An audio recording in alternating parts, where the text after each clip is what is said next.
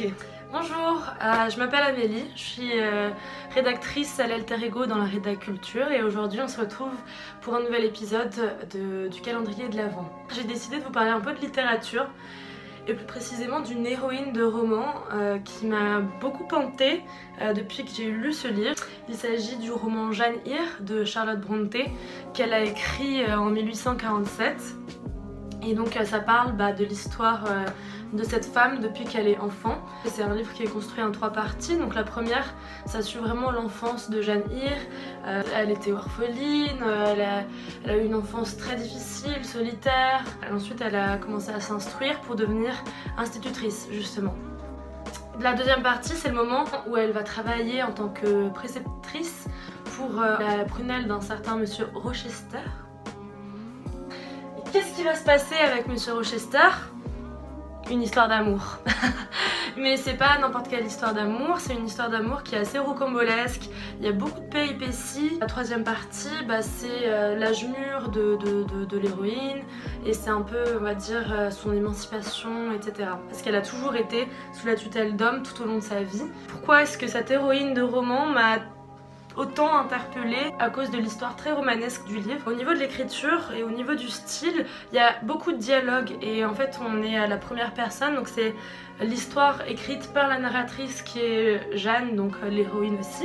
Donc on a accès directement à ses pensées et surtout elle interpelle aussi souvent le lecteur. Donc c'est assez intéressant parce qu'il y a un genre de dialogue qui se crée entre nous et elle. Elle est très observatrice, donc on remarque beaucoup de détails de sa vie pourtant monotone qui, une fois couchés sur le papier, sont très beaux en fait. Donc il n'y a pas que des très longues descriptions à la Flaubert où ça peut un peu rebuter le lecteur, mais au contraire il y a énormément d'actions qui se passent et en fait ça va mener à des questionnements déjà d'ordre pratique parce que Charlotte Brontë opère aussi au sein de ce livre une critique de la société dans laquelle elle vit en Angleterre, une critique de cette société de classe où les pauvres crèvent la faim et où les riches s'enrichissent.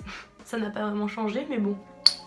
Elle critique aussi la misogynie qu'elle-même a expérimentée parce que pour publier ses écrits, Charlotte Brontë a dû, et ceux de ses sœurs aussi parce qu'elle a des sœurs qui ont aussi été écrivaines, elles ont dû adopter des noms masculins. Mais c'est très bien décrit dans le livre parce que bien sûr c'est de manière très insidieuse et c'est une lecture entre les lignes en fait qui enrichit encore le texte. Mais ça va aussi mener à des questionnements vraiment purement philosophiques et esthétiques. Les questions du destin, la question de la responsabilité, du don de soi, de l'instruction et la question de l'amour. Tout ça fait de Jeanne une héroïne extrêmement attachante en fait, parce que le fait d'avoir cette grand aperçu de sa vie, ça fait du livre un peu un roman initiatique, ce qui est quand même assez novateur et original parce que généralement les romans initiatiques c'est Julien Sorel, c'est des figures masculines et là on a vraiment un parcours d'une femme qui essaye de se faire une place dans une société d'hommes, vraiment ce cheminement là qui fait que nous le lecteur,